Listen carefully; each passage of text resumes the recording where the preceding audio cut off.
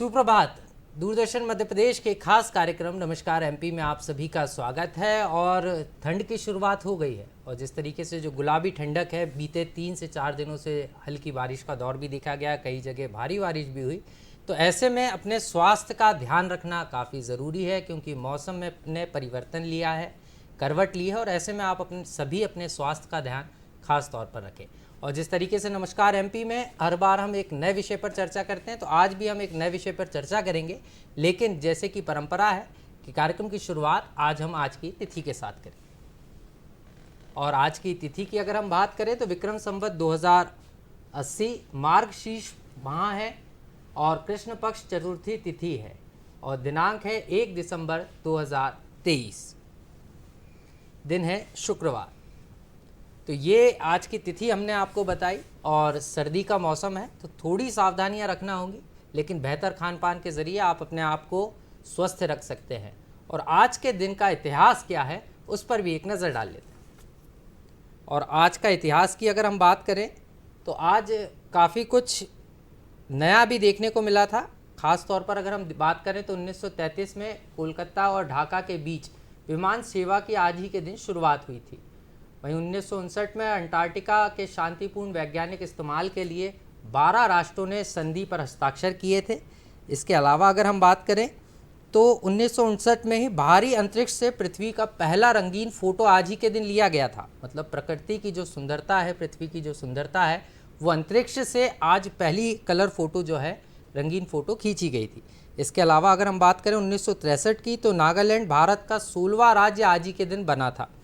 उसके अलावा 1991 की अगर हम बात करें तो भारत के बिलियर्ड्स खिलाड़ी पंकज अडवाणी ने 75वीं राष्ट्रीय बिलियर्ड्स एवं स्नूकर का सीनियर का खिताब आज ही के दिन जीता था। और इसके अलावा अगर हम बात करें तो आज विश्व एड्स दिवस भी है और इसके साथ साथ सीमा सुरक्षा बल की स्थापना भी जो है आज ही के दिन किया गया था। और यही कारण है कि आज सीमा सुरक्षा दिवस भी जो है मनाया जाता है। तो ये दर्शकों आज के इतिहास की बात हमने की, लेकिन इतिहास के साथ साथ जिस तरीके से हम कार्यक्रम की शुरुआत एक शुभ विचार से करते हैं, तो शुभ विचार क्या कुछ कहता है आज का, उस पर भी एक नज़र डाल लेते हैं। और शुभ विचार की अगर हम बात करें तो आज का शुभ विचार है, आत्मविश्वास जिंदगी की सबसे खूबसूरत सुबह होती है, जो आपके पूरे दिन को खूबसूरत बनाए रखती है और जीवन को भी। तो आत्मविश्वास से भरे रहना काफ़ी ज़्यादा ज़रूरी है, क्योंकि परेशानियां लाख आएँ आपके जीवन में, अगर आपके पास आत्मविश्वास है तो आप ज़िंदगी की हर बाधा को पार कर सकते हैं, वो भी खुशी खुशी। तो शुभ विचार के ज़रिए हमने समझा कि ज़िंदगी को कैसे जीना है। और ख़ास तौर पर आज के विषय की अगर हम बात करें तो आज हम विषय की अगर हम बात करें तो आज हम बात करने वाले हैं मानव अधिकारों की। इसके अलावा स्त्री रोग विशेषज्ञ से भी आज हम चर्चा करेंगे कि स्त्रियों में क्या रोग हो रहे हैं, इस पर भी आज हम चर्चा करने वाले हैं। और दो खास मेहमान मेरे साथ जुड़ गए। मेरे साथ मानव अधिकार आयोग के डीएसपी मौजूद हैं, राजेश गुरु जी। बहुत बहुत स्वागत है राजेश जी आपका दूरदर्शन में। नमस्कार, गुड मॉर्निंग। और इसके साथ साथ मेरे साथ डॉक्टर रचना दुबे जी हैं, नेशनल अवार्ड मैम को मिला है। इसके अलावा अगर हम बात करें तो वरिष्ठ स्त्री रोग विशेषज्ञ हैं, गायकोलॉजिस्ट हैं और निसंतानता का जो क्लिनिक है जेपी अस्पताल में, शासकीय जयप्रकाश चिकित्सालय जिसे कहते हैं, उसकी भी मैम संचालक है। मैम आपका भी बहुत बहुत स्वागत है। नमस्कार। तो सबसे पहले क्योंकि बात स्त्रियों से शुरू करेंगे कि स्त्रियों में किस तरीके के आजकल रोग हो रहे हैं, और ख़ास तौर पर अगर हम बात करें तो जो खान पान में बदलाव आया है, सबसे बड़ी चिंता की विषय ये है कि आजकल कम उम्र में भी स्त्रियों को कई जटिल बीमारियां हो रही हैं। तो उसी पर आज हम चर्चा करने वाले हैं और सीधे मैम के पास चलेंगे। मैम सबसे पहले अगर हम बात करें तो आजकल जो कैंसर की समस्या है वो कई महिलाओं में देखने को मिल रही है, अलग अलग प्रकार के हैं। और अगर हम बात जब गायकोलॉजिस्ट की करते हैं तो सीधे परिवार को बढ़ाने की बात आती है। तो सर्वाइकल कैंसर की अगर हम बात करें तो पहले उसी पर हम चर्चा कर लेते हैं कि सर्वाइकल कैंसर होता क्या है और क्यों स्त्रियों में ये बीमारी बहुत तेज़ी से बढ़ रही है। आपने बहुत अच्छा प्रश्न पूछा। सर्वाइकल कैंसर जो है, जो हम लोगों की महिलाएं हैं, हिंदुस्तान में सर्वाइकल कैंसर का इंसिडेंस बहुत ज़्यादा है।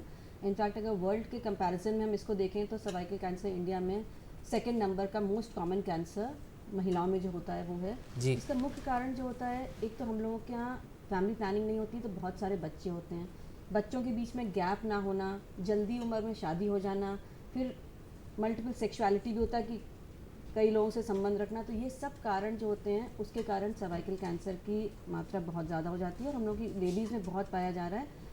साथ में ह्यूमन पैपिलोमा वायरस एक वायरस होता है जी जो कि 90% महिलाएं जिनमें सर्वाइकल कैंसर पाया जाता है उनमें ये वायरस आइसोलेट किया जा सकता है। और ये वायरस उनमें होता है जिनमें किसी भी प्रकार का सेक्सुअली ट्रांसमिटेड इन्फेक्शन, यानी कि सेक्सुअल रूट से ट्रांसमिट होने वाले इन्फेक्शन जिनमें होते हैं उनमें सर्वाइकल कैंसर की संभावना ज़्यादा होती है। तो इसीलिए गवर्नमेंट ऑफ इंडिया ने इसमें ये किया है कि 30 वर्ष से जितनी भी बड़ी उम्र की महिलाएं हैं उनकी सर्वाइकल कैंसर की स्क्रीनिंग होनी चाहिए और उसके लिए सभी शासकीय अस्पतालों में कॉल्पोस्कोप नाम का एक इंस्ट्रूमेंट दिया गया है जिससे हम लोग बहुत आसानी से पहचान लेते हैं कि कहीं इसमें ऐसा लीजन तो नहीं है कि ये आगे चल के सर्वाइकल कैंसर में बदल जाएगा। तो मैम ने काफ़ी बड़ी बात बताई है, गंभीर बात भी है। अगर आपको कोई भी परेशानी है तो इसके लक्षण क्या होते हैं ये भी हम समझेंगे मैम से, लेकिन दर्शकों ये फ़ोन इन लाइव कार्यक्रम है।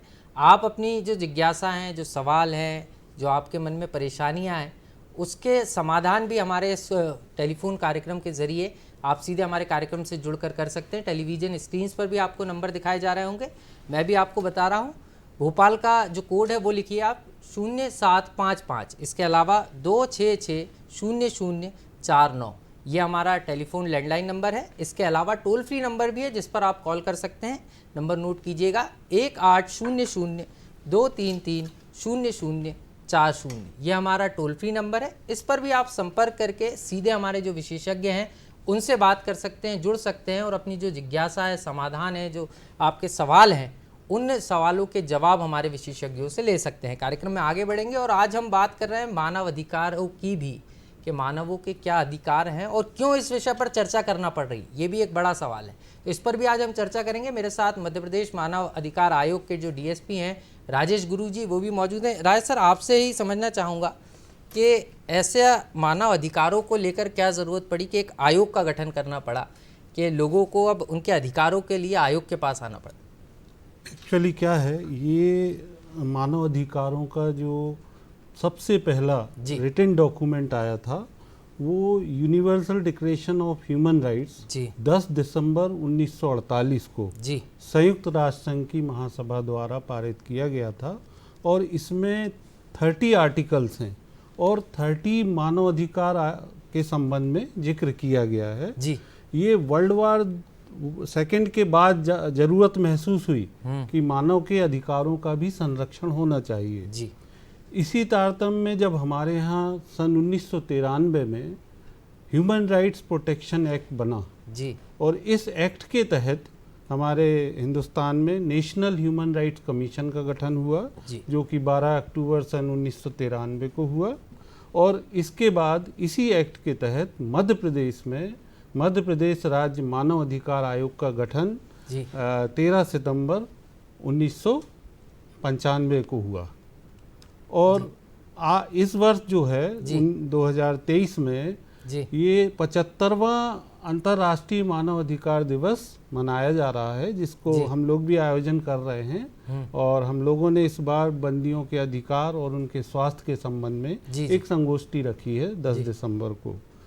तो मानव अधिकारों का जब उल्लंघन पाया गया तो उसमें महसूस किया गया कि जो एक सामान्य मानव है उसके अधिकारों का संरक्षण नहीं हो रहा जी। एक्चुअली क्या है, जिनको संरक्षण करना चाहिए जी जी, the protector are the great violator of the human right जी।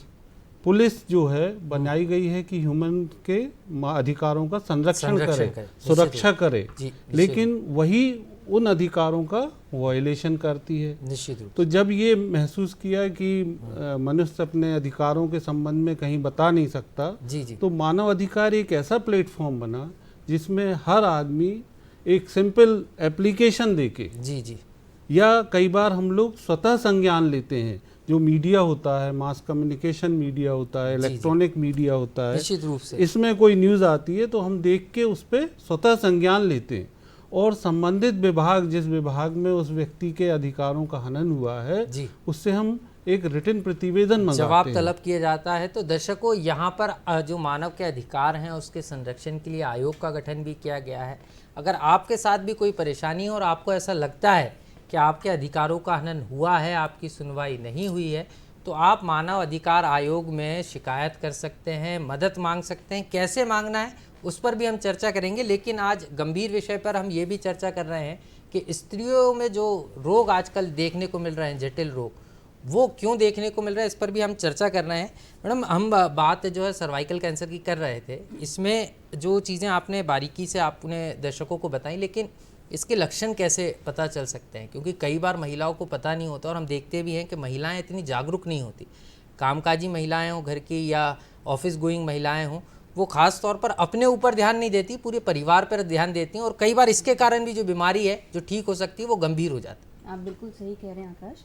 कई बार हमारे पास ऐसे मरीज़ आते हैं जिनको फुल रूप से सर्वाइकल कैंसर हो गया होता है और वो पहली बार हमारे पास अस्पताल में आती हैं। बट सभी महिलाओं को जागरूक होना ज़रूरी है कि क्या इसके लक्षण होते हैं। तो सबसे पहले तो ये ज़्यादातर लेट एज में दिखाई पड़ता है, 30 वर्ष के ऊपर की महिलाओं में दिखता है, और इसमें बदबूदार डिस्चार्ज अगर हो रहा है, दवाई लेने के बाद भी ये डिस्चार्ज ठीक नहीं हो रहा है, सेक्स के दौरान आपको ब्लीडिंग हो रही है या बहुत पेन हो रहा है, पेड़ों में दर्द हो रहा है, बैक पेन हो रहा है, और कभी कभी ये हो रहा है कि आपके इंटरमेंस्ट्रुअल ब्लीडिंग भी हो रही है, यानी कि महीने के बीच में अगर महीने ब्लीडिंग हो रही है, तो ये सारे लक्षण हैं सर्वाइकल कैंसर के। इसमें आप लोगों को अगर इस तरह का कुछ भी हो रहा है तो इसको डिले ना करें, तुरंत आके डॉक्टर को दिखाएं। एक सिंपल सी जांच होती है और आपको मालूम पड़ जाएगा कि कहीं आपको कोई प्री कैंसरस लीजन या कैंसर तो नहीं है। तो दर्शकों, जो स्त्रियां ये प्रोग्राम हमारा देख रही हैं, उनसे खास तौर पर हमारा निवेदन भी है कि अगर ऐसी कोई परेशानी या लक्षण आप में है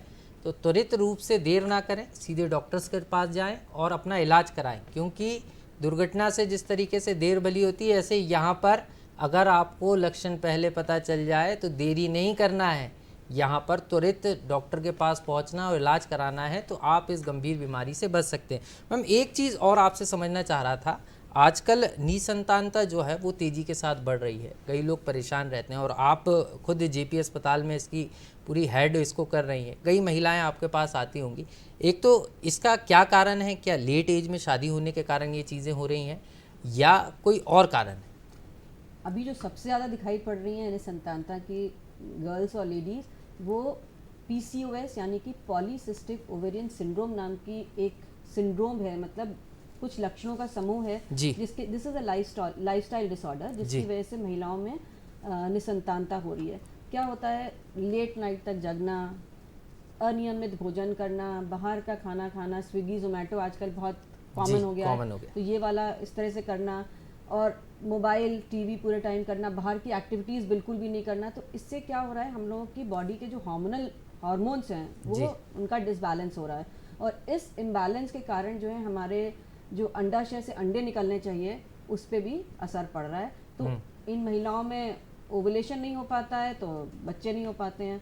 तो मेन चीज़ है कि अपना लाइफस्टाइल सुधारें, और 60% पेशेंट्स जो होते हैं वो हार्मोनल इम्बैलेंस की वजह से आते हैं। तो 60% अगर हम अपना दिनचर्या और अपना लाइफस्टाइल चेंज कर लेंगे तो हम काफ़ी हद तक इस प्रॉब्लम से छुटकारा पा जाएंगे। इसके अलावा कई बार ऐसा होता है, कई प्रकार की जैसा कि हमने कहा सेक्सुअली ट्रांसमिटेड इन्फेक्शंस या ट्यूबरक्लोसिस, इस तरह की भी बीमारियां होती हैं। उसके कारण जो महिलाओं की ट्यूब होती है जिसमें से अंडा जाता है वो ब्लॉक हो जाती है जी। ये दूसरा इंपॉर्टेंट कारण होता है। और तीसरा तो मेल फैक्टर होता है जो कि ऑल्सो कंट्रीब्यूट करता है। तो ये सब चीज़ें हमें ध्यान रखना चाहिए कि कोई इन्फेक्शन ना हो। ट्यूबरक्लोसिस है तो तुरंत इलाज करा लें, PCOD है तो मैं उसको ट्रीट कर लें, तो और जल्दी मैरिज कर लें। कि जैसे जैसे लेट मैरिज होती है तो हम लोगों के अंडे की क्वालिटी और जो उसकी क्वांटिटी है दोनों में असर पड़ता है, तो प्रेगनेंसी की संभावना कम होती है। मैम, एक चीज़ और इसमें एक महत्वपूर्ण फैक्टर है कि लोग डॉक्टर्स के पास नहीं जाते। कहीं ना कहीं महिलाओं में झिझक होती है, शर्म होती है, डॉक्टर्स के पास नहीं पहुंचते, कई बार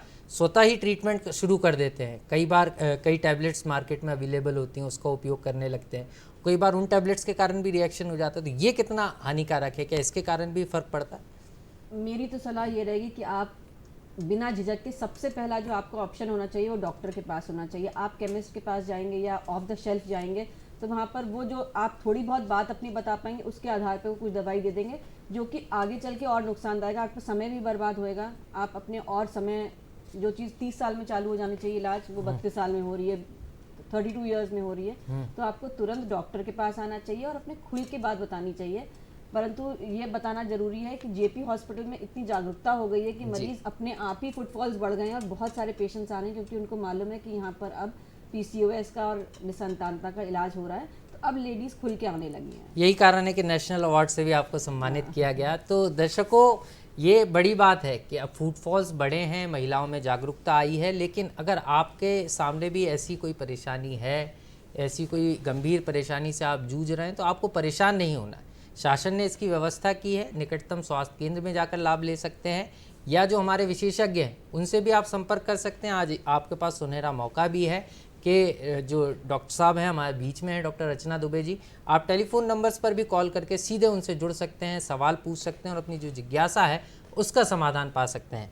तो हम कार्यक्रम में आगे बढ़ेंगे। मैम, लौटूंगा आपके पास। हमारे साथ राजेश गुरु सर भी हैं, डीएसपी हैं मानवाधिकार आयोग के। सर, आपने आयोग की बात तो बताई कि आयोग का गठन किया गया और मानव अधिकारों का हनन ना हो, इसके लिए आयोग काम करता है। लेकिन एक आयोग का गठन तो हो गया, लेकिन आयोग उस दृष्टिकोण से सामने नज़र नहीं आता कई बार। जैसे कि आपने कहा कि स्वतः संज्ञान लेते हैं, लेकिन अगर किसी व्यक्ति का मानव अधिकारों का हनन हो रहा है, और ख़ास तौर पर हम पुलिसिंग की अगर बात करें तो पुलिसिंग में कई बार आपने भी इस बात का जिक्र किया कि लोगों के जो अधिकार हैं उसका हनन हो जाता है, ना चाहते हुए भी। पुलिस नहीं करना चाहती लेकिन हो जाता है। तो ऐसे में ऐसे लोग जिनको लग रहा है कि हम परेशान हैं, हमारे अधिकारों का हनन हो रहा है, वो आपसे कैसे संपर्क कर सकते हैं? और क्या आपकी कोई हेल्प डेस्क है जिस पे संपर्क करके उनकी पूरी मदद और उन्हें पूरा गाइड किया जाता है? इसमें मैं ये बताना चाहूँगा कि यदि किसी व्यक्ति के मानव अधिकारों का हनन हो रहा है या वो परेशान हो रहा है जी, पुलिस से हो रहा है या अपने विभाग में उसको कोई परेशानी है, तो वो हमारे यहाँ एक सादे कागज़ पे शिकायत लिख के, हमारा एड्रेस जो मध्य प्रदेश भोपाल में पर्यावास भवन में कार्यालय है, आयोग के अध्यक्ष के नाम से शिकायत भेज सकता है और उस पर हम लोग कार्रवाई करते हैं। दूसरा, अभी हमने ईमेल भी हमारा एक है, उस ईमेल पे भी अगर कोई कंप्लेंट भेजता है तो उस ईमेल पे भी हम संज्ञान लेते हैं और कई बार हम मीडिया में जो न्यूज़ आती है उससे भी संज्ञान लेते हैं। जी बिल्कुल सर, आपका जो जवाब है वो पूरा सुनेंगे। एक कॉलर हमारे साथ जुड़ गए, डॉक्टर प्रदीप साहू जी। बहुत बहुत स्वागत है प्रदीप जी आपका दूरदर्शन में। जी राजेश भाई, गुड मॉर्निंग। जी, सवाल पूछिए। हाँ राजेश भाई, ये बताइए कि मानव अधिकार की लिमिटेशंस क्या हैं? जी सर, लिमिटेशन ऐसा है कि जो भी मानव अधिकार बाय बर्थ आपको मिले हैं, जैसे आपका जीवन जीने का अधिकार है, आपका राइट टू एजुकेशन अधिकार है, आपको गरिमापूर्ण जीवन जीने का मेन अधिकार दिया गया है कि आपकी गरिमा को कोई ठेस ना पहुंचे। ये अधिकार आपके कहीं भी इनका हनन होता है जी, तो आप हमारे यहाँ उसकी शिकायत कर सकते हैं। इसकी लिमिटेशन कोई नहीं है, बट हम जो अपने आप हम लेते हैं, जैसे मेरे जो अधिकार हैं कि मैं एक जीवन जीऊँ, लाइफ हमारी अच्छे से चले, हमारे को कोई हमारी गरिमा को ठेस ना पहुँचे, हमारे को एजुकेशन का राइट मिले। आजकल एजुकेशन राइट, जितना एजुकेशन हम देंगे उतना ही आदमी जागरूक हो जाएगा कि उसके अधिकार क्या है। निश्चित रूप से सर। तो यहाँ पे यही समझना होगा कि आपको अपने अधिकार को जो है बचाना है, अपने अधिकारों को हनन से रोकना है, तो आपको एजुकेशन भी लेना होगी, शिक्षा भी लेना होगी। लेकिन अधिकार क्या है इसको समझना भी जरूरी है और इस पर भी हम चर्चा लगातार सर से करेंगे कि अधिकार वहीं तक उपयोग करना है जिससे आपके अधिकारों से दूसरों के अधिकारों का हनन ना हो, नहीं तो फिर मामला डबल हो जाएगा। तो इसको भी समझने की कोशिश करेंगे कि आपके अधिकार कितने सीमित हैं और अगर आपके साथ गलत हो रहा है तो आपके चलते दूसरे के साथ गलत ना हो जाए। इस पर भी हम विशेष जो है रूप से डीएसपी साहब से समझने की कोशिश करेंगे और इसके लिए आपको अपने अधिकारों का ज्ञान होने की भी ज़रूरत है कि आपको अपने अधिकारों का ज्ञान होगा। निश्चित रूप से हम मैम के पास चलेंगे। डॉक्टर रचना दुबे जी लगातार हमारे साथ बनी हुई हैं। मैम, आपसे एक चीज़ और समझना चाह रहा था, आजकल हर लोगों में ख़ास तौर पर अगर हम बात करें तो जो कपल्स होते हैं, जब बेबी की बात आती है तो हर दूसरी महिला को ये कह दिया जाता है कि आपकी डिलीवरी सीजर से होगी, क्योंकि आप गायकोनोलॉजिस्ट भी हैं, गवर्नमेंट हॉस्पिटल में भी हैं।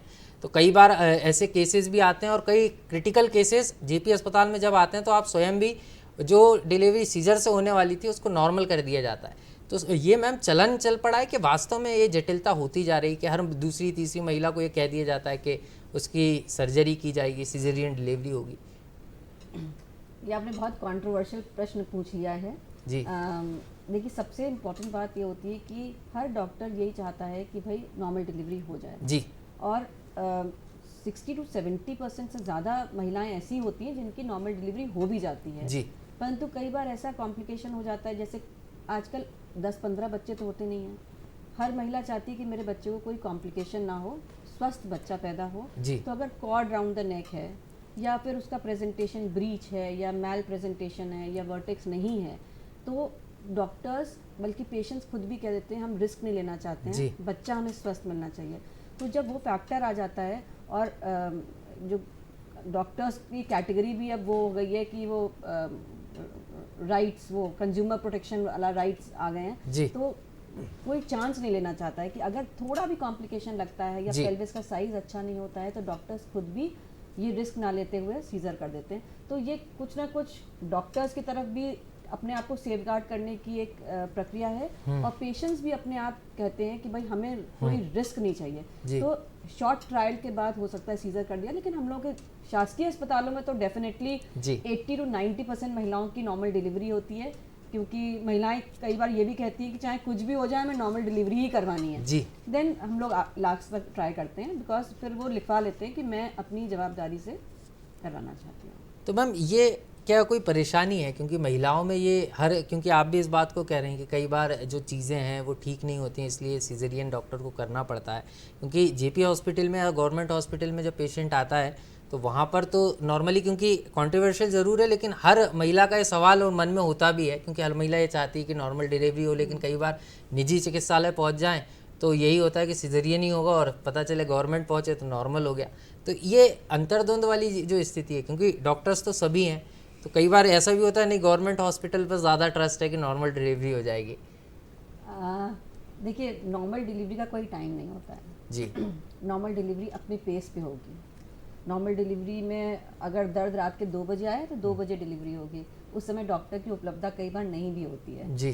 सीजर के लिए कि हमें मालूम है कि रिस्क वाला है, बेनिफिट ऑफ डाउट है कि हाँ हो भी सकती है, नहीं भी हो सकती है, तो उस केस में डॉक्टर्स प्रेफर करते हैं कि ऐसा ना हो कि रात के 2 बजे ऐसी प्रॉब्लम आए और उस समय सीजर करना पड़े, तो कंफर्टेबली इलेक्टिव सीजर उसी समय कर दें जिस समय हमने प्लान किया है। और अगर शासकीय हॉस्पिटल्स में या बहुत बड़े सेंटर्स जहाँ पर तो मल्टीपल डॉक्टर्स होते हैं, वहाँ पर ये होता है कि आज ये डॉक्टर अभी नहीं है तो शाम वाला डॉक्टर कर देगा, रात वाला डॉक्टर कर देगा, तो हम लोग चांस ले सकते हैं। तो बहुत सारी चीज़ें डॉक्टर्स अपनी सेफ्टी के लिए भी करते हैं, जो कि इम्पॉर्टेंट भी है, और इसलिए हो सकता है सीजर ज़्यादा हो जाते हैं।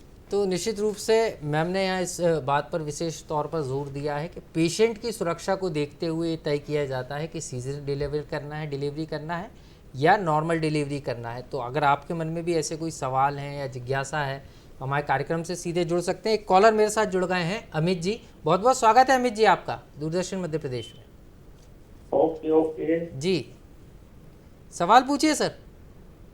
मैं ये पूछ रहा हूँ जी गुरु सर से, मेरा सवाल है जी डीएसपी सर से मेरा सवाल है मानव अधिकार आयोग के। जी जो व्यक्ति मध्य प्रदेश के विभिन्न विभागों से रिटायर हो रहे हैं, उन विभागों द्वारा उनका पेंशन ग्रेजुएटी का निर्धारण समय पे नहीं किया जाता, भुगतान नहीं किया जाता, जी, और वो उसको 3-3, 4-4 साल तक उनको भटकना पड़ता है, तो क्या हम इसमें मानव अधिकार आयोग की शिकायत कर सकते हैं? इसमें क्या है, रिलैक्सेशन कैसे मिलेगी उनको? बिल्कुल, आप इसकी लिखित शिकायत हमारे आयोग में भेज सकते हैं अध्यक्ष के नाम से, और इस बात के लिए हम आपके जो विभाग प्रमुख हैं उन विभाग प्रमुख से पत्राचार करके पूछते हैं कि क्या कारण है कि इनकी पेंशन या प्रकरण में डिले हो रहा है, और ये इनका अधिकार है, मूलभूत अधिकार है कि रिटायरमेंट होने के बाद इनको पेंशन समय से मिले जिससे इनका परिवार चल सके।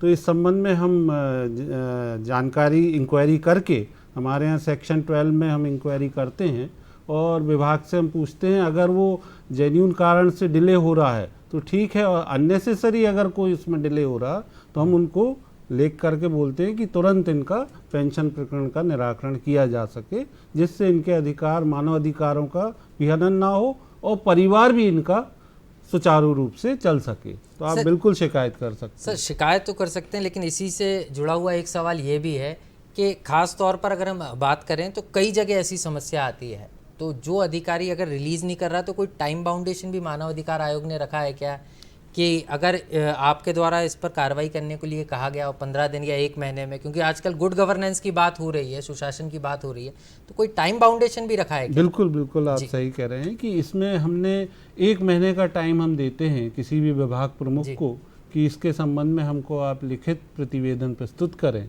और अगर 1 महीने के बाद अगर वो प्रस्तुत नहीं करते हैं तो हम उसमें स्वतः संज्ञान लेके, हमारे यहाँ इंक्वायरी भी होती है, हम लेटर लिखते हैं, नोटिस जारी करते हैं, इवन उनको हम नोटिस दे के बुलाते हैं और फिर उनसे स्पष्टीकरण लेते हैं कि क्या कारण है इस प्रकरण में डिले हो रहा है, और अगर उनका जेन्युइन कारण नहीं है तो उस संबंध में संबंधित जो व्यक्ति जिसके अधिकारों का हनन हुआ है उसको हम कंपेंसेशन भी दिलाते हैं। उसमें एक हमारे यहाँ प्रावधान है कि अगर कोई का नुकसान हुआ है, अनवांटेड नुकसान हुआ है, तो हम उसको कंपेंसेशन ऑर्डर करते हैं और शासन से हम कहते हैं कि इस व्यक्ति का ये नुकसान हुआ है, इसको कंपेंसेशन दिलाया जाए। जैसे कस्टडियल डेथ होती है हमारे यहाँ, उसमें भी प्रावधान है कि हम शासन को लिखते हैं कि इसकी कस्टडियल डेथ हुई है तो इसके अगेंस्ट कंपेंसेशन दिया जाए, और कंपेंसेशन देने के अलावा यदि कोई एरर ऑफिसर है उसके अगेंस्ट कोई ऐसा क्रिमिनल एक्ट पाया जाता है तो हम प्रोसिक्यूशन भी रिकमेंड करते हैं कि क्रिमिनल केस रजिस्टर हो और उसके अगेंस्ट एक्शन करके उसको सजा दिलाई जाए। निश्चित रूप से दर्शकों, तो यहाँ ये आपका बड़ा अधिकार है। देखिए, आपको इसकी जानकारी भी नहीं होगी कि अगर आप शासकीय सेवक हैं, रिटायर्ड हो गए हैं, तो यहाँ पर आप जो है अपने अधिकार का प्रयोग कर सकते हैं। एक और कॉलर जुड़ गए हमारे साथ, बाल मुकुंद साहू जी, बहुत बहुत स्वागत है बाल मुकुंद जी आपका दूरदर्शन मध्य प्रदेश में। जी सवाल पूछिए। मैंने अब 8 महीने पहले आयोग के लिए वो रजिस्ट्रेशन कराया था। जी सवाल पूछिए। बोलिए। सवाल मेरा ये है कि मेरा रजिस्ट्रेशन नहीं हो रहा है एक सोसाइटी का। 5,000 रुपये का मैंने उसकी फीस जमा की थी और 100 रुपया मैंने उसको अलग से दिए थे। तो यहाँ पे एयरलाइन रजिस्ट्रेशन करता है। 3-4 बार मैंने OTP वहाँ पे भोपाल भेजी कोई धाकर जी के लिए। धाकर जी ने मेरा रजिस्ट्रेशन आज तक नहीं कराया था। क्या आयोग में शिकायत करना चाह रहे थे आप कि सोसाइटी का जी बताइए। तो आयोग में शिकायत कर रहा हूँ सर, तो मेरा रजिस्ट्रेशन अभी तक नहीं हुआ उसका सोसाइटी का। अच्छा, चलिए ठीक है, आपका सवाल आ गया सर। सोसाइटी का रजिस्ट्रेशन नहीं हो पा रहा। नर्मदापुरम से बाल मुकुंद जी थे हमारे साथ, उनकी परेशानी है कि सोसाइटी का रजिस्ट्रेशन नहीं हो रहा। कई बार वो उन्हें आयोग को भी लिखा है, तो इस संबंध में जानकारी चाह रहे हैं कि कैसे उनकी मदद हो सकती है। आप इसमें यदि आपने पूर्व में कोई कंप्लेंट भेजी है तो उस कंप्लेंट का हवाला देते हुए अगेन आप हमारे यहाँ एक शिकायत दे सकते हैं, या स्वयं उपस्थित होकर भी आप बता सकते हैं कि आपकी क्या समस्या है, उसका निराकरण हम त्वरित रूप से करते हैं। तो दर्शकों, अगर आपकी कोई भी ऐसी समस्या है तो सीधे तौर पर आप जो हैं हमारे एक्सपर्ट से सवाल पूछ सकते हैं। फिलहाल कार्यक्रम में एक छोटा सा अल्प विराम के लिए रुक रहे हैं, जल्द हाजिर होते हैं, आप बने रहिए हमारे साथ।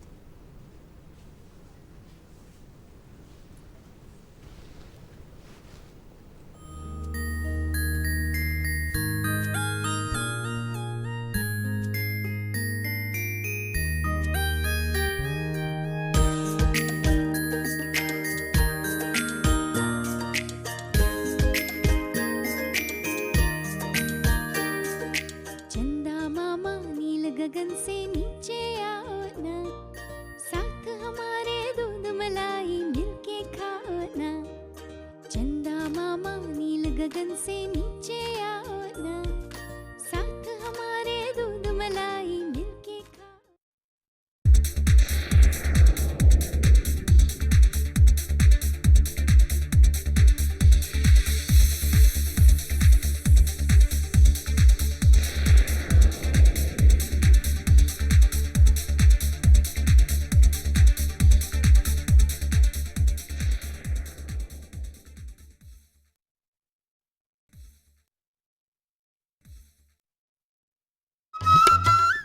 तो ब्रेक के बाद एक बार फिर आपका स्वागत है। मैं आपके साथ आकाश सैन, और आज हम चर्चा कर रहे हैं मानव अधिकारों की, और स्त्रियों में जो जटिल रोग होते हैं उस पर भी आज चर्चा कर रहे हैं। 2 खास मेहमान मेरे साथ बने हुए हैं, और जिस तरीके से दर्शकों ये हमारा फ़ोन इन लाइव कार्यक्रम है, और आप टेलीफोन नंबर्स पर कॉल करके, जो टेलीविज़न स्क्रीन पर नंबर आपको दिखाए जा रहे होंगे, उन पर कॉल करके सीधे हमारे जो एक्सपर्ट्स हैं उनसे जुड़ सकते हैं। हमारे साथ डॉक्टर रचना दुबे जी हैं, मध्य प्रदेश राज्य स्वास्थ्य आईईसी ब्यूरो की संचालक हैं मैम।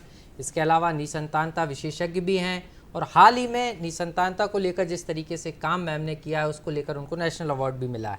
इसके अलावा राजेश गुरु जी भी मेरे साथ मौजूद हैं, डीएसपी हैं मानव अधिकार आयोग के, और लगातार जो मानवों के अधिकारों का हनन होता है उनके पास जब लोग पहुंचते हैं तो वो त्वरित रूप से कार्रवाई करते हैं। तो आज इन दोनों से हम चर्चा कर रहे हैं और समझने की कोशिश कर रहे हैं कि इन ये जो दो बड़े बड़े विषय हैं इस पर किस तरीके से लोगों को रिलीफ मिल सकता है।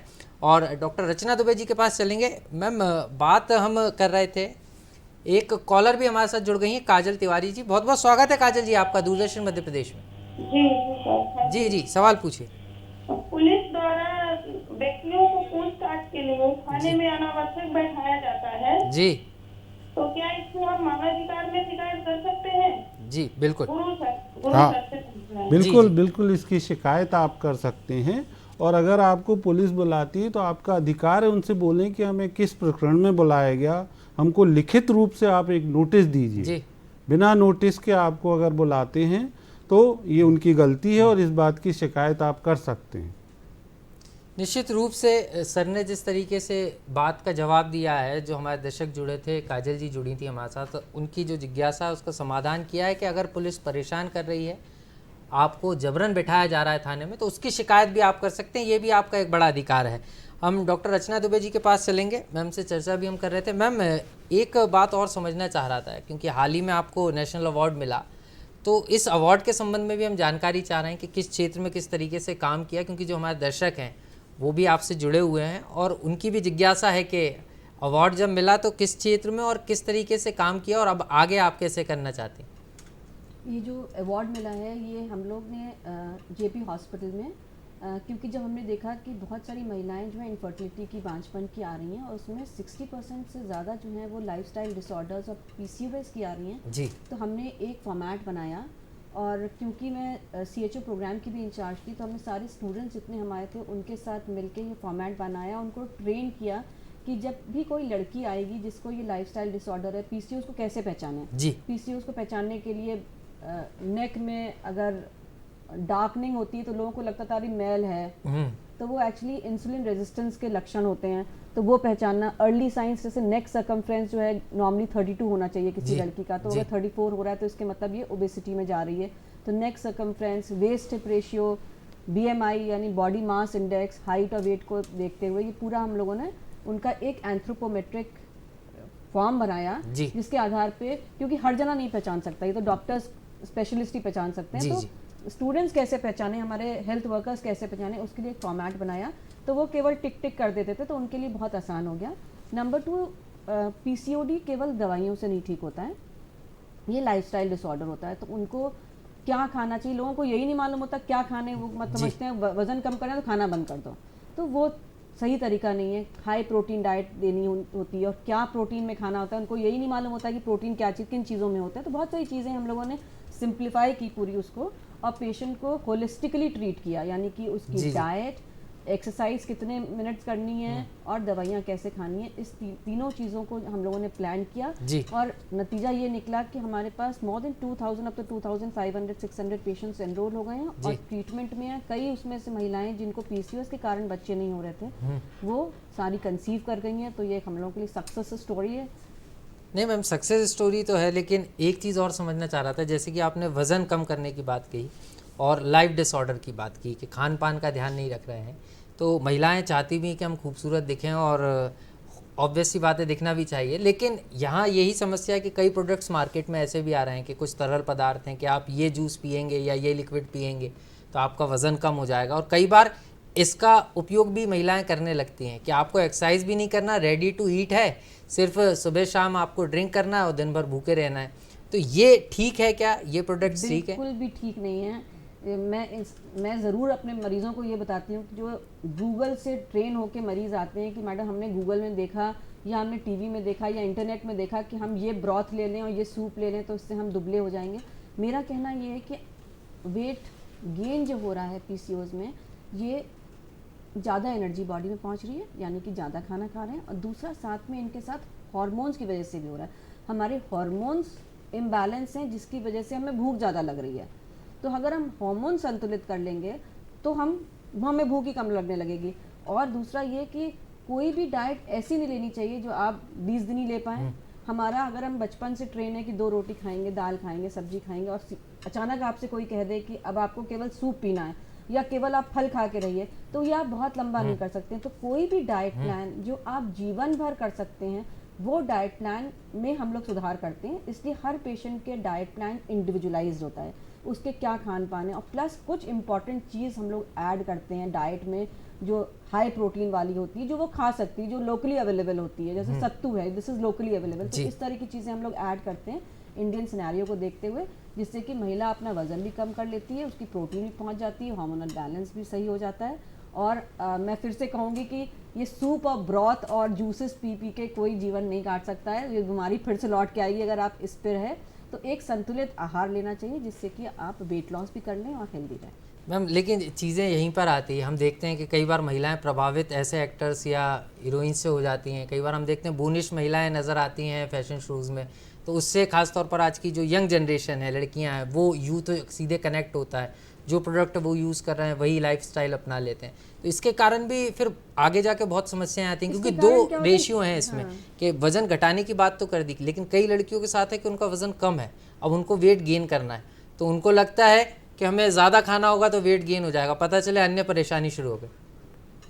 कई लड़कियां ऐसी होती हैं जो आती हैं जिनका बॉडी मास इंडेक्स 18 से भी कम होता है और बहुत दुबली होती हैं। तो जब वो देखते हैं कि वो इतनी डाइटिंग करती हैं फिट रहने के लिए कि उनकी जो न्यूट्रिशनल डेफिशिएंसीज इतनी क्रिएट हो जाती हैं, एनीमिक हो जाती हैं क्योंकि इतना कम खा रही होती हैं, जिंक डेफिशिएंसी हो जाती है और बी कॉम्प्लेक्स की डेफिशिएंसी हो जाती है। तो ये सारी डेफिशिएंसी हो जाती है। तो उनसे हम उनको भी यही सलाह देना चाहेंगे कि एक नॉर्मल 18 से 25 का बॉडी मास इंडेक्स होना चाहिए।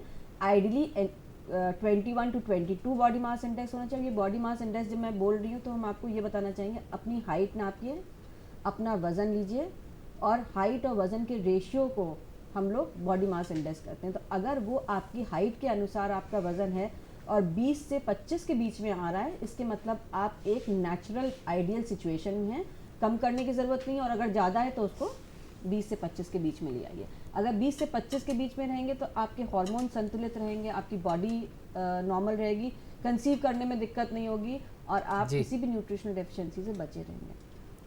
तो निश्चित रूप से मैडम ने काफ़ी कुछ चीज़ें बताई हैं और जो स्त्रियाँ, जो महिलाएं हमारा ये प्रोग्राम देख रही होंगी उनको काफ़ी लाभ भी मिला होगा।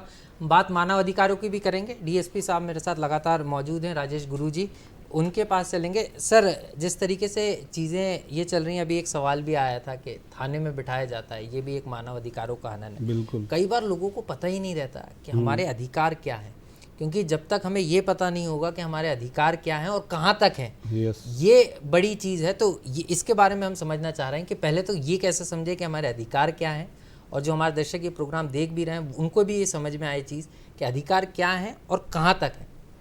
ये बड़ा सिंपल सा सवाल है और इसमें हर व्यक्ति को, भले ही वो अनपढ़ भी है तो उसके आसपास जो पढ़े लिखे व्यक्ति हैं वो उसको बता सकते हैं कि आपके इन अधिकारों का हनन हो रहा है और ये आपके अधिकार हैं। सबसे मेन तो मैं आपको बताऊं कि आपका जो गरिमापूर्ण जीवन है ये जीने का हर व्यक्ति का अधिकार है।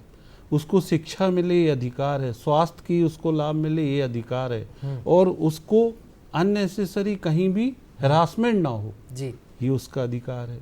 इस संबंध में हम लोग कई कार्यशाला और सेमिनार भी आयोजित करते हैं। स्कूल के बच्चों को हम लोग जागरूक करते हैं कि वो भी मानवाधिकार के बारे में पब्लिक में इस चीज़ को लाएं, और यदि कहीं ऐसा पाया जाता है तो वो भी हमारे यहाँ अप्रोच कर सकते हैं जी। हम अभी हम लोगों ने एक आयोग मित्र जी निकाला है, उसमें हम हर जिले में एक प्रतिष्ठित कोई व्यक्ति को या जानकार जो मानवाधिकार से संबंधित ज्ञान रखता है उसको आयोग मित्र में रजिस्टर करते हैं, क्योंकि ये संभव नहीं है कि मध्य प्रदेश के भोपाल में बैठ के हम 52 जिलों को मॉनिटर कर सकें जी। निश्चित रूप तो जब हम 52 जिले की जगह हर जिले में एक एक आदमी या 2-2 बिठा देंगे और वो हमसे कांटेक्ट में रहेंगे, वो हमें कम्युनिकेट करेंगे तो हमको बड़ा इजी होता है। हमारी जो 2 आंखों की जगह 4 आंखें हो जाती हैं निश्चित रूप से सर, और हम मानव के अधिकारों का वहाँ हनन होने से रोक सकते हैं। लेकिन सर एक कॉमन चीज़ जो आपने हरेसमेंट की बात की,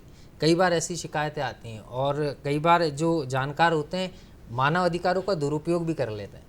तो एक चीज़ है कि अधिकार का उपयोग और दूसरा चीज़ उपयोग के साथ ही दुरुपयोग। तो वहाँ पे एक बड़ा चैलेंज हो जाता है आयोग के लिए भी कि कैसे उसमें समझना है। वहाँ मैं ये बताना चाहूँगा कि जैसे हमारे अधिकार हैं जी, जो हमारे राइट्स हैं वैसी हमारी ड्यूटीज़ भी हैं। जी, तो जब हम अपने राइट्स का उपयोग करते हैं तो हमें ये मालूम होना चाहिए कि हमारी ड्यूटी क्या है। निश्चित रूप से। और अगर हम अपनी ड्यूटी सही तरीके से करेंगे तो बहुत सी जगह हम मानव के अधिकारों का उल्लंघन होने से रोक पाएंगे। निश्चित रूप से। फॉर एग्जाम्पल हम आपको दें कि पुलिस को मालूम है कि उसकी क्या ड्यूटी है, और अगर पुलिस उसी सीआरपीसी या उसी एक्ट या उसी प्रोसीजर से काम करेगा तो लगभग 50 से 60% मानव अधिकारों का उल्लंघन बच जाएगा। निश्चित रूप से। हमारी सुप्रीम कोर्ट, हमारे हाई कोर्ट्स, इनने स्पष्ट निर्देश दिए। ये टेक्नोलॉजी जो आज चल रही है, जी, जी। आज की टेक्नोलॉजी में हम बहुत से मानव अधिकारों का उल्लंघन बचा पाते हैं। कैसे? सीसीटीवी जो आजकल आप देखेंगे हर थाने में लगभग 5 से 6 सीसीटीवी लगे होते हैं। निश्चित रूप से। और वो सीसीटीवी की रिकॉर्डिंग सुप्रीम कोर्ट की ऑर्डर के साथ कि आपको 1 साल तक इसकी रिकॉर्डिंग रखना है। निश्चित किसी के अधिकारों का हनन होगा, अननेसेसरी बैठाया जाएगा, टॉर्चर, पुलिस टॉर्चर की करेगी तो वो सब रिकॉर्डिंग में आएगा। और इस रिकॉर्डिंग को 1 साल तक सेव रखना, यदि नहीं रखते हैं तो सुप्रीम कोर्ट की गाइडलाइन के अगेंस्ट उस संबंधित थाना प्रभारी के अगेंस्ट एक्शन होगा। ऐसे ही जेल में सीसीटीवी लगाए गए, बंदी मृत्यु होती है, हम लोग उसके लिए भी बहुत कार्रवाई, हमारे यहाँ से इंस्पेक्शन होते हैं जेल के। जेल में अगर कुछ अनियमितताएं पाई जाती हैं, साइको ट्रीटमेंट होता है, साइकोलॉजिकली, क्योंकि जो जेल जाता है वो साइकोलॉजिकली भी उसको ट्रीटमेंट चाहिए। निश्चित रूप तो से। हम लोग इंस्पेक्शन करते हैं रूटीन में, सेमिनार करते हैं, और हमारे पास जब शिकायतें आती हैं तो हम संबंधित विभाग को निर्देश भी देते हैं।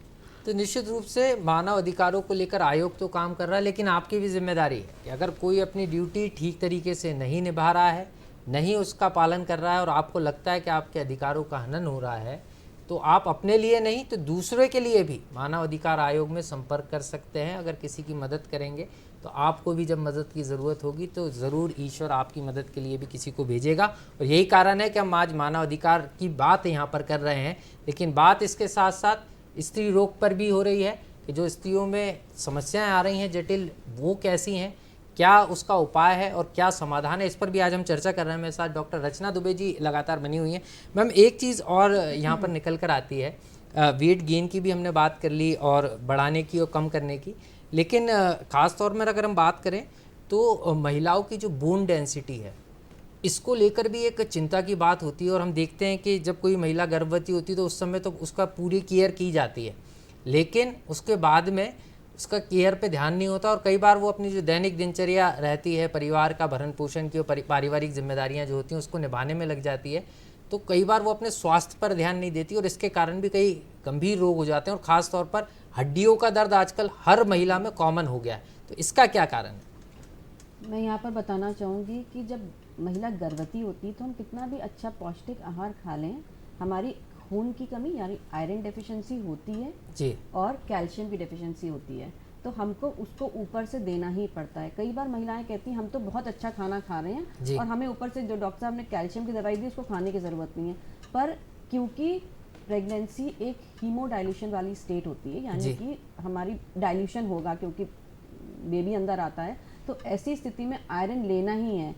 6 महीने तक आयरन की 1 गोली लें और 6 महीने के बाद आयरन की 2 गोली लें, जो शासकीय अस्पताल में मिलता है।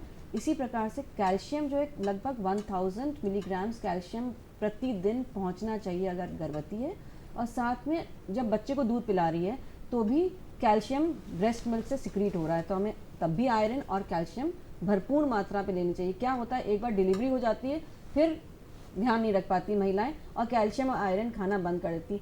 6 महीने तक, मिनिमम 6 महीने तक, जब तक आपका बच्चा दूध पी रहा है तब तक कैल्शियम और आयरन निश्चित तौर पे लेते रहिए। इसके बाद क्या होता है, जब मेनोपॉज आता है तो बोन मिनरल डेंसिटी जो कि आप बोल रहे हैं, जी जी, ये अपने आप ऑटोमेटिकली, क्योंकि हम लोगों के जो हार्मोन्स होते हैं जो वो ख़त्म होने लगते हैं जी। तो बोन मिनरल डेंसिटी बिल्कुल कम होने लगती है। तो इस समय भी D3 यानी कि विटामिन डी ये दवाइयाँ सैशे लेने चाहिए और कैल्शियम ज़रूर लेना चाहिए, तो आप स्वस्थ और अच्छे बने रहेंगे। तो मैम स्वस्थ और अच्छे तो बने रहेंगे, लेकिन सवाल ये भी है क्योंकि चीज़ें ऐसी भी आती हैं कि जैसे कि आपने कहा कि डिलीवरी के बाद ये तमाम प्रिकॉशंस रखना है, लेकिन सीज़र डिलीवरी जब होती है उसके बाद कई जटिल केस भी होते हैं, तो महिलाओं को कितने दिन आराम करना है, क्योंकि इसकी भी कोई समय सीमा नहीं होती। कई बार महिलाएं इतनी ज़्यादा बेड पर रहती हैं कि उनको कई अन्य समस्याएं शुरू हो जाती हैं, तो इसका भी कोई क्या टाइम ऑफ पीरियड रहता है कि कितने दिन में वो एक्सरसाइज कर सकती हैं, वापस काम पे लौट सकती हैं? क्योंकि कई बार खुद आप शासकीय अस्पताल में हैं तो आपके सामने कई जटिल केसेस भी आते होंगे कि सीज़र हुआ और पता चले तीसरे चौथे दिन फिर कोई नई परेशानी लेकर महिला आ गई, तो ये यहाँ पर क्या प्रिकॉशंस रखना है, क्योंकि उसकी भी जानकारी लोगों को नहीं। नॉर्मल डिलीवरी के बाद 3 दिन तक अस्पताल में मिनिमम रहना चाहिए। लोगों को लगता है कि भाई 24 घंटे हो गए, सब कुछ तो ठीक है, हम घर चले जा सकते हैं। कम से कम 3 दिन आपको रहना चाहिए अस्पताल में। और उसके बाद नॉर्मल डिलीवरी के बाद आपको पोस्ट नेटल एक्सरसाइजेज यानी कि एक्सरसाइज करना चाहिए जो स्पेसिफिक होती हैं, डिलीवरी के बाद वाली एक्सरसाइजेज होती हैं जो अस्पतालों में बताई भी जाती है कि आपको ये एक्सरसाइज करनी है। ये आप तुरंत स्टार्ट कर सकते हैं 3rd डे से। जी। अगर सीजर मालिश कराना चाहिए, उससे क्या होता है ब्लड सर्कुलेशन बढ़ता है और डिलीवरी के बाद आप जल्दी रिकवर कर सकते हैं। जी। परंतु अगर सीजर हुआ है तो आपको 7 डेज हॉस्पिटल में रखते हैं 5 to 7 डेज, और उसके बाद पेट की मालिश नहीं करनी चाहिए। उसके बाद आपको वो एक्सरसाइजेज करनी चाहिए जैसे लेग की एक्सरसाइजेज कर ली, हैंड्स की एक्सरसाइजेज कर ली। 40 डेज का एक पीरियड बना है जो बहुत समय से चला आ रहा है कि 42 डेज महिला के जितने भी प्रजनन अंग हैं वो अपने नॉर्मल स्टेट में जाते हैं। तो उसमें लगभग 42 डेज लगते हैं। ब्लीडिंग अपने आप धीरे धीरे कम होती जाती है। हमारे जो बच्चेदानी है वो रिग्रेस होकर अपने नॉर्मल शेप में आ जाती है। लैक्टेशन दूध पिलाती है महिला तो उसके सारे हार्मोन्स रेगुलेट होने लगते हैं। तो उस हिसाब से ये देखा गया 42 डेज का पीरियड ऐसा होता है जिसमें आप अपनी बॉडी को रिचार्ज करते हैं, अपनी हेल्थ को रीगेन करते हैं, और उसके बाद ही आपको एक नॉर्मल दिनचर्या। क्योंकि क्या होता है जब डिलीवरी होती है, चाहे वो सीजर से हो चाहे वो नॉर्मल डिलीवरी हो, माँ रात भर जगती है बच्चे को दूध पिलाने के लिए, तो उसकी नींद पूरी नहीं हो पाती है। उससे क्या होता है उसका हेल्थ पे असर पड़ता है। तो 42 डेज का ऐसा समय हम लोगों ने बनाया है जिसमें सब चीज़ें धीरे धीरे रिग्रेस होकर नॉर्मल हो जाती हैं। उसके बाद अपना दिनचर्या आप जो एक नॉर्मल लाइफ है वो आप लीड कर सकते हैं 42 डेज के बाद। तो 42 डेज़ की बात यहाँ पर मैम ने की है कि 42 डेज़ आपको सावधानी रखना होगी अगर सिजेरियन डिलीवरी हुई है, और उसके बाद धीरे धीरे करके आप वापस काम पे लौट सकते हैं, लेकिन सावधानी रखना होगी, क्योंकि अगर सावधानी नहीं रखी तो जो परेशानियां हैं वो बढ़ सकती हैं, और वो परेशानी ना हो यही कारण है कि हम एक्सपर्ट्स के ज़रिए आपकी जो समस्याएं हैं उनका समाधान लाने की कोशिश करते हैं। तो दर्शकों, ये फ़ोन इन लाइव कार्यक्रम है, टेलीविज़न स्क्रीन्स पर आपको नंबर भी फ्लैश किए जा रहे होंगे, उन नंबर्स पर आप कॉल करके सीधे जो हमारे एक्सपर्ट्स हैं उनसे जुड़ सकते हैं। और आज हम जिस तरीके से 2 गंभीर विषयों पर चर्चा कर रहे हैं, मानव अधिकारों पर भी हमारी लगातार चर्चा जारी है। हमारे साथ मानव अधिकार आयोग के जो डीएसपी हैं राजेश गुरुजी, वो लगातार बने हुए हैं। सर, आपसे एक चीज़ और समझना चाह रहा था, क्योंकि पुलिस का जिक्र बार बार हो रहा है और पुलिस ही ऐसा माना जाता है कि सबसे ज़्यादा मानव अधिकारों का हनन करती है, लेकिन पुलिस की जिम्मेदारी भी होती है और कई बार ना चाहते हुए भी कई बार पुलिसकर्मी ऐसा कर देते हैं। तो इसमें क्या कुछ प्रावधान है, इसकी ट्रेनिंग क्या पुलिस को भी मानव अधिकार आयोग समय समय पर देता है कि आपको किस तरीके से व्यवहार, क्योंकि आजकल इस पर खास तौर पर जोर दिया जा रहा है कि सुशासन के लिए गुड पुलिसिंग, सोशल पुलिसिंग बहुत ज़्यादा ज़रूरी है। यस, आपका कहना बिल्कुल सही है, और आयोग इस संबंध में समय समय पर निर्देश जारी करता है, बुकलेट्स इशू करता है। हम छोटी छोटी बुकलेट बनाते हैं जिसमें हम पुलिसिंग के बारे में लिखते हैं कि पुलिस को कैसे कार्य करना चाहिए।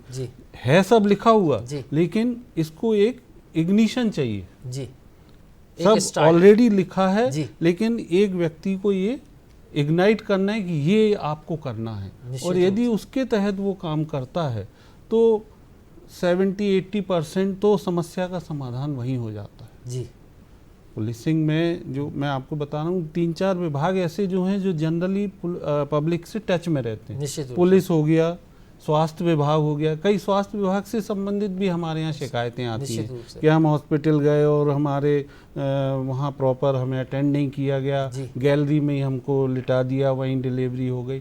तो इस संबंध में भी हम निर्देश जारी करते हैं स्वास्थ्य विभाग से। तो मैक्सिमम हमारा ये कि सामान्य आदमी को न्याय मिले और उसकी समस्याओं का समाधान हो। हम इसके लिए एक नई योजना भी हमारे यहाँ चल रही है, वो है आयोग आपके द्वार। आयोग आपके क्या है, कई बार छोटे छोटे जगह से कंप्लेनेंट शिकायतकर्ता हमारे पास नहीं आ पाते या उनको मालूम नहीं कि हम भोपाल में कहाँ जाएं। तो हम ये स्टार्ट किया अभी हमने, पिछले 30-40 हम लोगों ने ऐसी विजिट कर ली है। निश्चित रूप से सर, आपके पास लौटूंगा। एक कॉलर जुड़ गए हैं, मोहम्मद सादिक जी छतरपुर से। बहुत बहुत स्वागत है सादिक जी आपका, सवाल पूछिए। नमस्कार सर जी। मेरे भाई है मोहम्मद बशीर उस्मानी। जी जी जी उस्मानी जी, सवाल पूछिए। मेरे भाई है वो, जी जी मोहम्मद सादिक है। हाँ जी जी, सवाल पूछिए।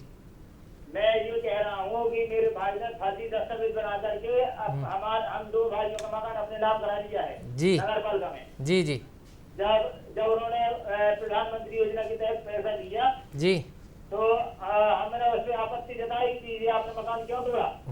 इधर मकान बन जाए इसलिए आप इसको फिर अपने हिस्से का मकान बनवाइए जी। तो उसमें लड़ाई झगड़ा हुआ, थाने में रिपोर्ट डाली। मैंने जब बाद में मालूम हुआ कि इन्होंने पूरे मकान अपने नाम दर्ज कर लिया है, तो फिर मैंने नगर पालिका से दस्तावेज निकलवाए। जी जी नगर पालिका दस्तावेज निकलवाए, फिर मैंने उसकी थाने में रिपोर्ट की, यहाँ पे अपने आने में केस किया और पुलिस ने उसकी जांच की। तो पुलिस ने मतलब जो जिन्होंने कहा कि मेरा फर्जी दस्तावेज है, ये दस्तखत है, मेरे दस्तखत नहीं है, मोहल्ले वालों के पंचनामा पर दस्तखत बनाए मैंने फिर। चलिए, आपकी बात आ गई। आपका जो है प्रॉपर्टी संबंधित विवाद है और इसको लेकर आपने थाने में शिकायत की गई और आपने ये कहा भी कि आपके फर्जी हस्ताक्षर आप ही के परिजन ने किए हैं। इसमें क्या कार्रवाई होती है सर से समझ लेते हैं कि आपके अधिकारों का हनन हुआ है नहीं हुआ है। जी सर। नहीं, इसमें अगर पुलिस ने जांच की है और पाया होगा कि आपके हस्ताक्षर फर्जी हुए हैं तो पुलिस ने उसके वैधानिक कार्रवाई की होगी और न्यायालय में प्रस्तुत किया होगा प्रकरण, तो उसको इस बात की सजा मिलेगी कि आपके फर्जी हस्ताक्षर की। निश्चित रूप से सर, प्रॉपर्टी विवाद के लिए आप न्यायालय में अप्रोच कर सकते हैं, न्यायालय जा सकते हैं आप उस्मान जी, और सीधे तौर पर आपकी जिज्ञासा का समाधान हुआ होगा, हमारा प्रयास है। और कपिल जी हमारे साथ एक और कॉलर जुड़ गए हैं। बहुत बहुत स्वागत है कपिल जी आपका। कपिल जी, आपको आवाज मिल पा रही है? जी, तेज आवाज में सवाल पूछिए आपका।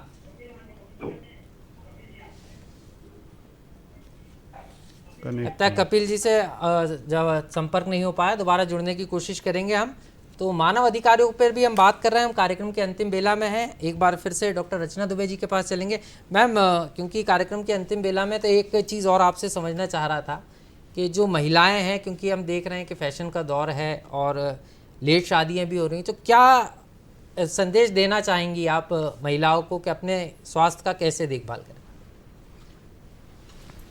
जो पुराने ज़माने में था कि कई लेडीज़ हमसे पूछती हैं कि शादी की सही एज क्या होती है और बच्चे होने की राइट एज क्या है। तो इसमें हम ये बताना चाहेंगे कि कोई एक राइट एज नहीं होती है, लेकिन अगर आप जल्दी विवाह कर लेते हैं या जल्दी प्रेगनेंसी प्लान करते हैं तो आपके बच्चों में जैसे कंजेनिटल प्रॉब्लम्स हैं, डाउन सिंड्रोम, ट्राइसोमी, ये सारी चीज़ें होने की संभावना कम होती है। जैसे जैसे एज बढ़ती है, 30 साल 32 साल आजकल तो इतना कॉमन है, देखने में आता है। जो पीसीओडी वाली गर्ल्स हैं वो लेट एज में शादी करती हैं, फिर उसके बाद भी 3-3 4-4 साल बाद उनके बच्चे प्लान करते हैं। तब तक ऐसा होता है कि जो हम लोगों के अंडे बनने की क्षमता है वो इतनी कम हो जाती है और कंजेनिटल डिफेक्ट्स की संभावना बहुत ज़्यादा आती है। तो आप लोगों का करियर इंपॉर्टेंट है। आजकल लड़कियां करियर ओरिएंटेड हो गई हैं, करियर इंपॉर्टेंट है और करियर में ध्यान देना भी चाहिए।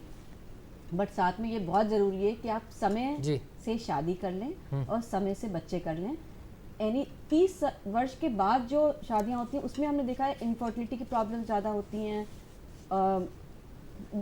प्रेगनेंसी के दौरान भी दिक्कतें होती हैं, बहुत सारे कॉम्प्लिकेशंस होते हैं। तो अगर राइट एज में शादी करें तो प्रेगनेंसी रिलेटेड जो कॉम्प्लिकेशंस होते हैं वो भी कम हो जाएंगे और बच्चा स्वस्थ होएगा। तो मैम ने जो तमाम चीज़ें यहाँ पर बताई हैं, समय कम है और आप दोनों मेहमान हमारे साथ जुड़े, आपका बहुत बहुत शुक्रिया। तो दर्शकों, आज हमने महत्वपूर्ण विषय पर चर्चा की है। स्त्रियों में कौन कौन से रोग होते हैं इस पर चर्चा की है, मानव अधिकारों पर बात की है। अगली बार किसी और विषय के साथ आपके सामने हाजिर होंगे, तब तक के लिए मुझे दीजिए इजाज़त और देखते रहिए दूरदर्शन मध्य प्रदेश। नमस्कार।